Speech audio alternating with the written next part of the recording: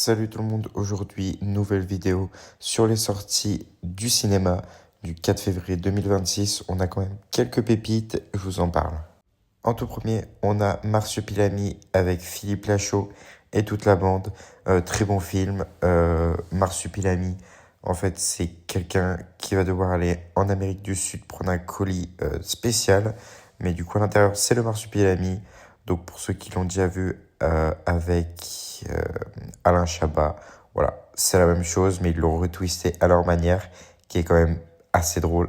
Très bon film à aller voir en famille. Ensuite, pour le deuxième film, ça parle d'un photographe à succès qui abandonne tout pour se consacrer à l'écriture et il découvre la pauvreté. Voilà, donc c'est une comédie-drame qui dure 1h35. Ok, en vrai, ce petit film, il donne un peu envie, je vous avoue. J'ai mon côté enfant qui ressort, mais je pense que je vais aller le voir. C'est un chien fantastique, voilà, tout simplement, qui a des super pouvoirs. Et c'est la voix d'Artus qui fait le chien. Et je pense que je vais aller le voir, en vrai, vrai, mais voilà, je ne jugez pas. Bon, ce film, apparemment, il a été très parlé par le Festival de Cannes. C'est pas un film que j'irai voir. C'est tout simplement une fille de 9 ans qui a la tâche de confectionner un gâteau pour célébrer l'anniversaire du président. Et en fait, elle part à la quête de ses ingrédients. Voilà. Bon, je pense que c'est un bon film quand même, mais c'est pas ce qui me donne le plus envie. Voilà.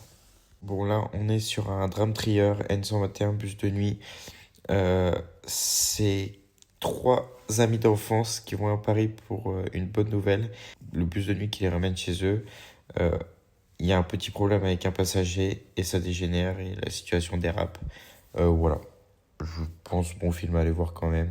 Bon, je ne veux pas vous expliquer plus que ça le retour à Silent Hill. Ça, j'en connais, c'est un film d'horreur. Et voilà, un jour, il reçoit une lettre mystérieuse pour aller le chercher dans une île et rencontre des personnes pas très, voilà, très terrifiantes.